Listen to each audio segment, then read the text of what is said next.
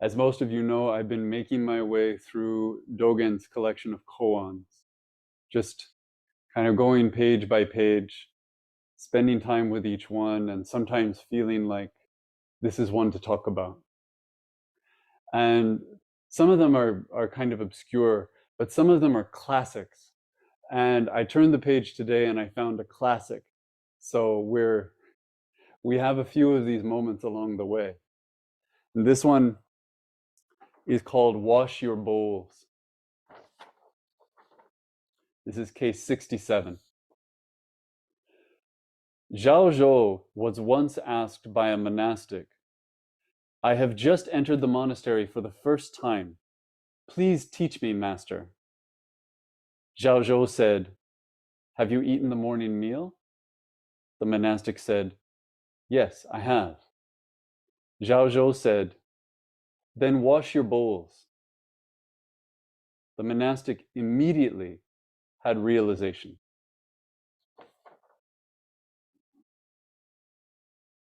This is one that gets referenced a lot. Wash your bowls becomes a shorthand, not just for the koan, but for a whole kind of way of thinking in the tradition. And the setup is so familiar, right?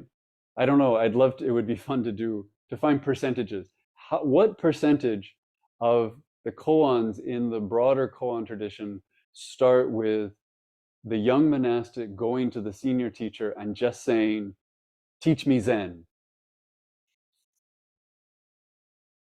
In this case, the older monk, the senior monk says, "Did you eat breakfast?" And the monk says, "Yes, I did." And the older monk says, "Then wash your bowls." Boom. The younger monk gets it. And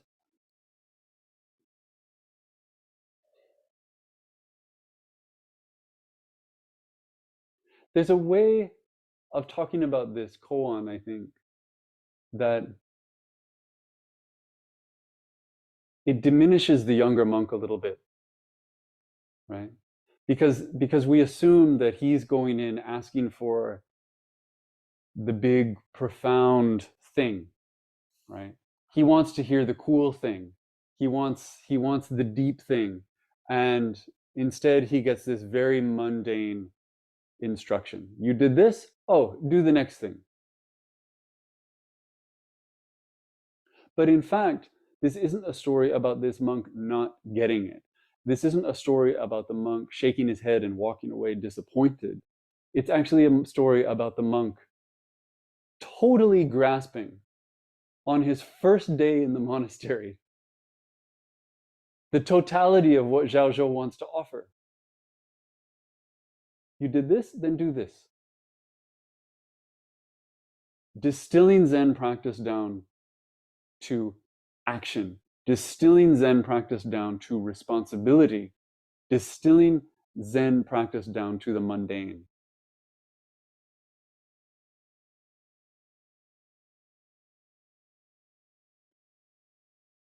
When this koan is talked about, there's often a kind of course to it, right?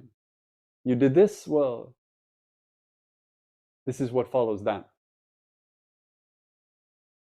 But in a way, I want to say that there's something a little bit more specific at play here, or potentially more specific at play, which is that when you eat breakfast, you make a mess, right? Your bowls they go from being clean to being unclean. And in a way, what Zhaozhou said is, he says, "Did you make a mess?" And the monk says, "Oh yeah, I did." And Zhaozhou says, "Oh, clean it up. Clean up your mess."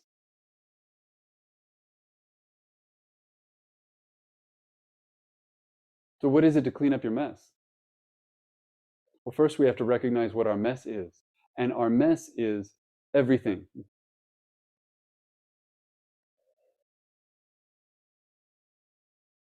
If we understand karma as action, if we understand karma as cause and effect, then we understand that every time we say something, every time we do something, every time we think something is created from that. Something happens.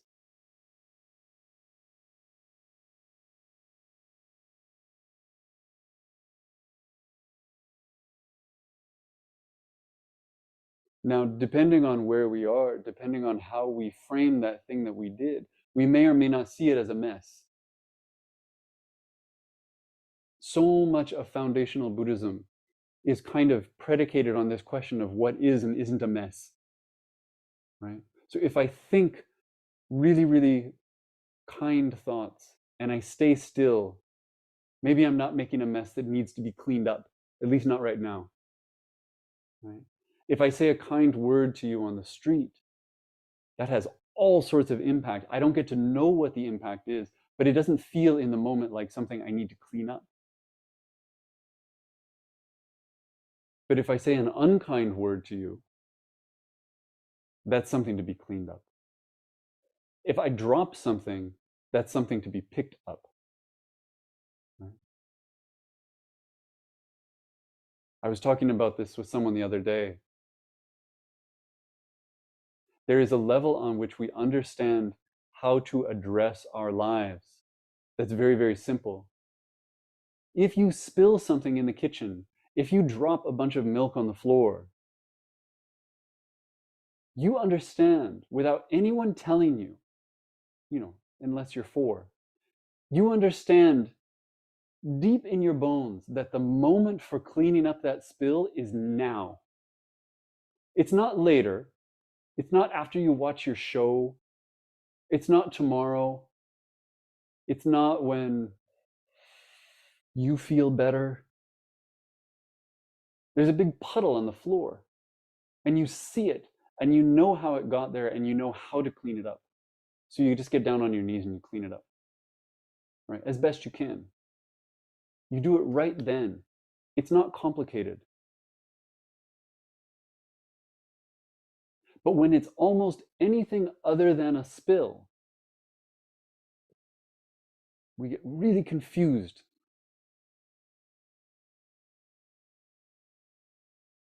We have this fantasy,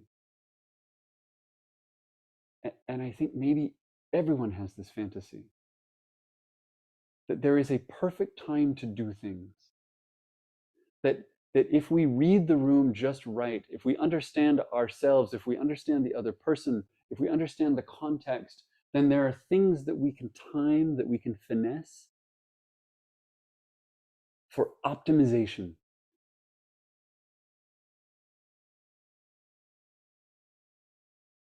This is the most fundamental kind of strategizing. Right? And so I say something consciously or unconsciously that hurts your feelings. And instead of just apologizing then, I start looking for just the right time. I start looking for when you're in a mood that I can recognize, that feels like the right mood to have the conversation that I want to have, so that you will receive what I want to give in the way that I want you to receive it.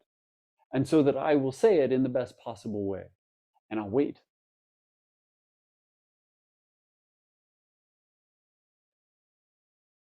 All because I feel like I can control space and time and you by doing this.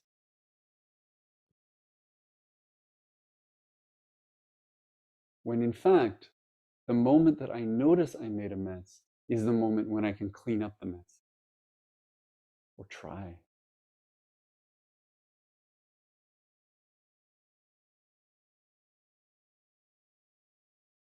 There's a gentleness to how Zhaozhou responds to this monk. Right? He knows what's being asked, and he's being patient. But you can read it you can read it less patiently. Right? So that Zhaozhou's response is like, why are you standing here? You know exactly what to do. You know exactly what is before you right now. You made it. Go clean it.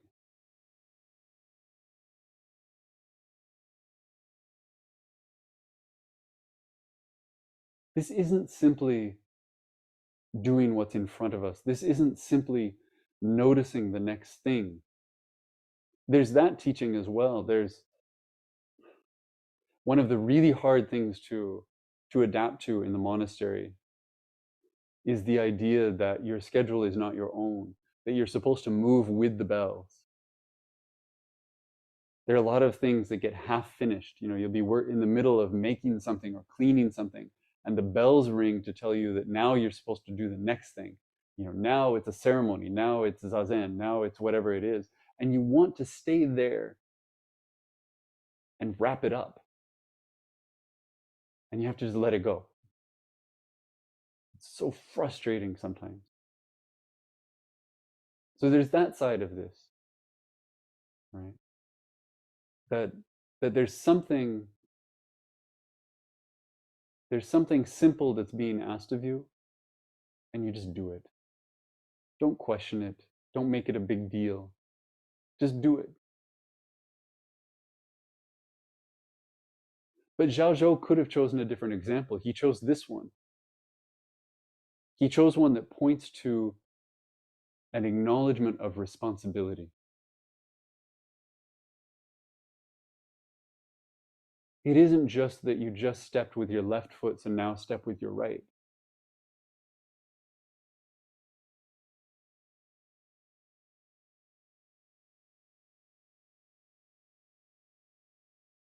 It's an invitation to notice that you're kind of creating the world and that there's something you need to be doing as you go along.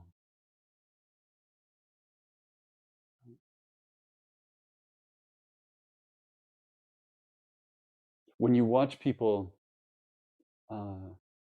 cook in the monastery, or this was my experience of the monastery, when people are new to the kitchen, they make a meal and it might be the most delicious meal in the world, but then when the meal is done and you go and you look, it's pots and pans that are stacked everywhere, right? There's a blizzard that went through. Everything is destroyed. And so after the meal, everybody goes in and they clean it up and they make it all go away. And then there are the cooks who are more senior, who have been doing this for a long time. And what you notice about them is that they serve the meal, and when you go back in and you look in the kitchen, you can't tell that they were cooking. Because everything is being cleaned as it's being made. The second that something is finished, it's clean and it's put away. One of my teachers, Saito Hokan-doshi, he was very deeply of the leave no trace school of Zen. And so he would give lectures on a whiteboard and he would write with his right hand and he would erase with his left as he was going. You would just see what he was writing for a second and then it was gone. And so the lecture began with a perfectly white board and it ended with a perfectly white board. He didn't want to leave any kind of stain. He didn't want to leave a mess to be cleaned up. And so he touched the world with one hand, and then he kind of brushed it clean with the other. All the time.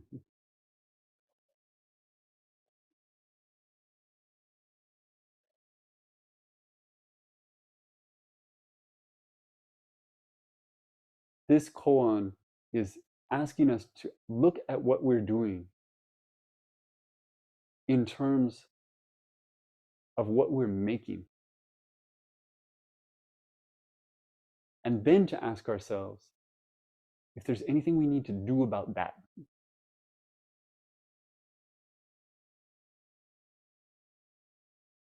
Now, the beauty, of course, of cleaning your bowl is that you know the bowl is dirty and then you know the bowl is clean. The reality is that there are all sorts of messes we make that we don't know how to clean up. And in those cases, what we can take from this koan, from this conversation, is simply address it now. Not in an hour, not next week. Let the thing in front of you be the thing in front of you. Give it your attention. Treat it as the thing that matters. Do what you can.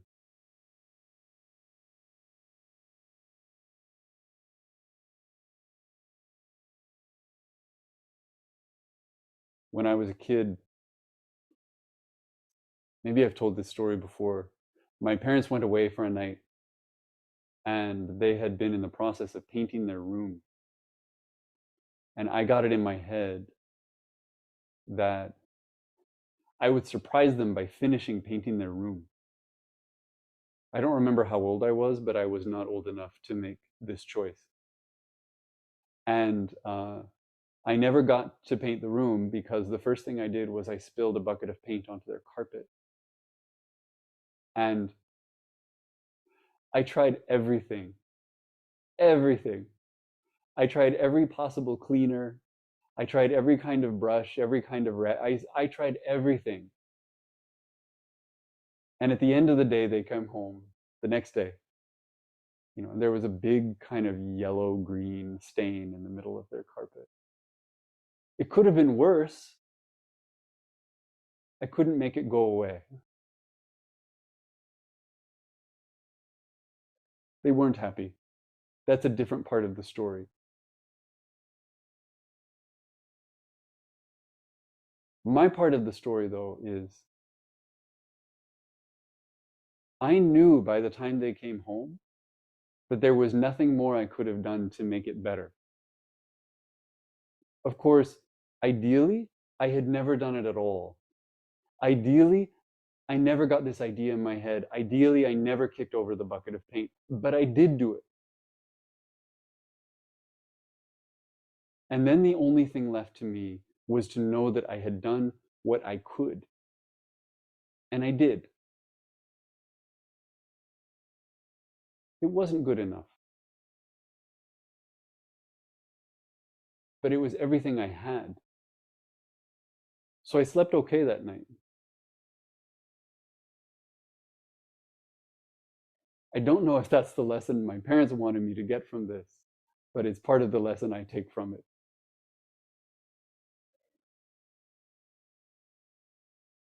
That's where I'll stop.